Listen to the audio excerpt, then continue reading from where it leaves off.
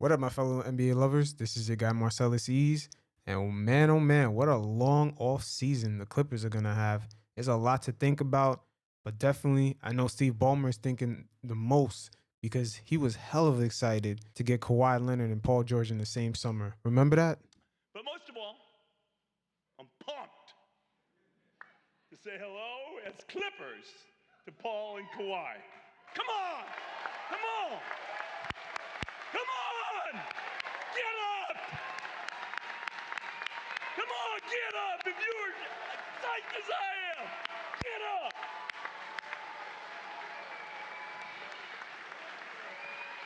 Yeah!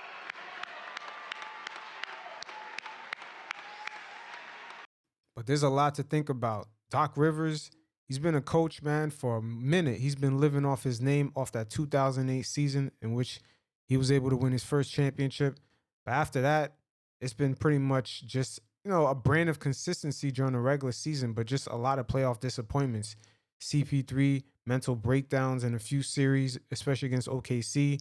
CP3 not staying, healthy. He's always injured for 3 playoff series in a row. Just that Lob City didn't work out. Boston kind of underachieved, quiet as kept. They only won 1 championship, which is unreal for the talent they had.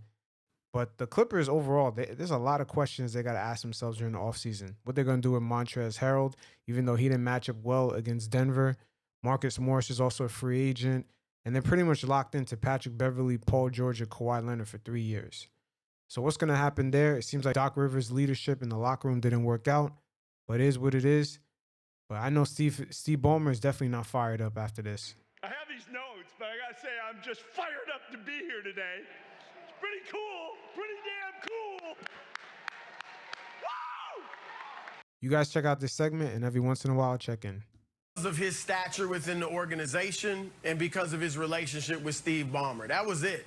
Performance-wise, how could you be surprised? It was essentially, and I'm a guy that picked Doc to win the championship when he first got there with Chris Paul, Blake Griffin, DeAndre Jordan, and then this year, of course. So I expect... Honestly, we look back at this, a lot of people don't know why they picked the Clippers overall. I mean, once again, Doc Rivers with that Lob City is underachieved right there. And he underachieved in Boston with Ray Allen, Paul Pierce, and Kevin Garnett. And then he vastly underachieved right here. So a lot of media members, especially, as you can see, they're backpedaling hard on Doc Rivers. A lot, but let's keep it real. It was essentially 7 years of underachievement.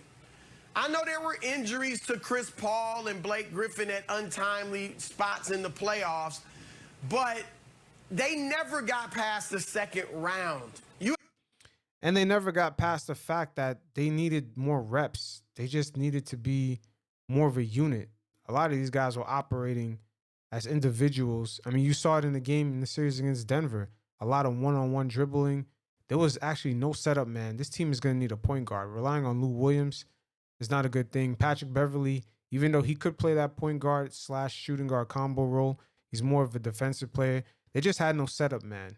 Yeah, last season, Kawhi Leonard had Kyle Lowry, so he was, he had that setup, man. But overall, this season, this roster seems kind of incomplete.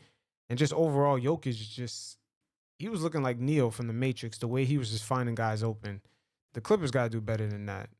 A championship contending roster, and it wasn't just the stars. You had great role players, and they never got past the second round. I thought Doc got out coached by Rick Carlisle in the Dallas series. I thought he got out coached by Mike Malone in the Denver series. We know he's the only coach ever to lose 3-1 series leads. And this year, I was talking to some people, close to this situation about this. And as I said, they kind of backed me up. The Clippers' problem was they had this arrogance, this sense of entitlement this season that they could just turn it on and turn it off. Yeah, they definitely was on their high horse. And I question Kawhi right here if he's really the leader, because Kawhi understands what it takes to get to the mountaintop. And for these guys, they seem like they was already at the mountaintop and they were just waiting to get there. It's very strange. This team was very cocky, but the media kind of driven that narrative. We've given Doc Rivers way too much credit as far as his resume. And then this team, there was no proof that these guys were going to do anything. Paul George is coming off a shoulder surgery. And all season, he's kind of been on cruise control. And for him, even at the end of this series, to say that they weren't expected to win, come on, man. What's going on with Paul George right here? I mean, your owner didn't think so. I got to say, being number 2, being number 4, we're only here for one reason. We want to win it all. There's only one reason. Yeah, I know your owner was not feeling that. He definitely wanted that trophy that he didn't know the name of. Remember? The only thing that matters is the Larry O.B. And Doc allowed that. Doc is, a guy that obviously players look up to. He's been a great leader, but he allowed that culture to fester and could do nothing to change it. And so 7 years, you can't get mad at an organization for moving on after 7 years of basic underachievement. Broussard, I got a question for you. There are times when organizations move on from coaches against the wishes of their superstar, but it's rare.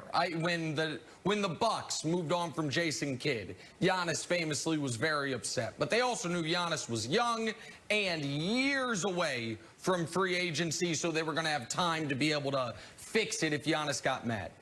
But at the same time, Jason Kidd didn't have a couple players in their prime. I mean, Jason Kidd didn't even have a resume of coaching a lot of players that you can make that are Hall of Famers. I mean, Doc Rivers has had Chris Paul, Blake Griffin, Kevin Garnett, Ray Allen, Paul Pierce. Now he has Kawhi Leonard and Paul George. Come on, man.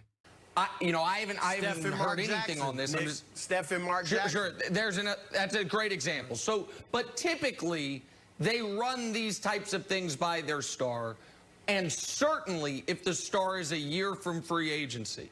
Do you think Ballmer could have or would have done this without either Kawhi requesting it in the exit interview, or, and I know you don't the exit interview with the owner, but requesting it to him directly, or without Kawhi giving it the okay if Ballmer was leaning this way and running it by Kawhi? Or do you think? I'm pretty sure Ballmer ran it by Kawhi, but he kind of ran it in a way saying that we're about to go in a different direction because we need to get to this mountaintop. Steve Ballmer got a real reality check on how hard it was, or it is, to get to the mountaintop as far as owning an NBA team. He got very lucky. Within one season, he landed 2 big-time free agents, but it was a huge reality check he just got. The only thing that matters is the Larry O.B. Ballmer just unilaterally would do it without consulting Kawhi when Kawhi can walk in a year. I definitely don't think Kawhi requested it, but I would think, and I don't know for sure, I'll try to find this out. I doubt he requested it. Kawhi seemed like, he just got his money. He's in his hometown. He's good. Kawhi Leonard's not even on social media, so he doesn't even see half the noise. Would think that they'd run it by him. And Kawhi was probably like, he's the type of guy that's like, whatever. You guys do what you got to do. Like, whatever, I got my money. I'm out in L.A., man. Let the owner figure out the name of the trophy. The only thing that matters is the Larry O.B. I think he's going to show up and play for whoever's there. Now, we all know that Doc Rivers was a big reason he wanted to go to the Clippers. And he told Doc, I want to play for you. But he's been there for a year. And he saw that they just weren't as good as they should have been. And some of that's on Kawhi, too. We're not exonerating him. Yeah.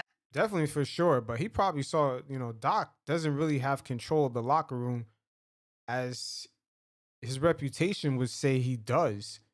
Because Kawhi probably got there and saw like, damn, Doc does not have control of this. And then he looked at the CP3 situation, especially CP3 coming back into the Clippers arena after facing them and then almost trying to fight the guys by coming through the back door of the locker room. He's like, Doc doesn't really have control of this team the way I thought he did on some Popovich shit. But my guess is that they ran it by Kawhi, and he was probably like, look, it's up to you guys, whatever. But he showed them it's not like I'm not going to play next year. I'm not going to be into it next year. I'm not going to hold it against you if you move on from Doc. I mean, it is what it is. At the end of the day, Tyronn Lue looks like he's going to be the choice for these guys. And it's not a bad choice, but if they go for someone outside of that circle, I'll be shocked. But once again, Steve Ballmer got a reality check. To get to that mountaintop, first of all, you got to learn the name of the trophy. And then second of all, you got to go through the trials and tribulations to get there. The only thing that matters is the Larry O.B. So yeah, it's going to be a long off season / fall, winter. It's crazy. That's the off season now. It is what it is. Until next time, y'all stay safe. Peace.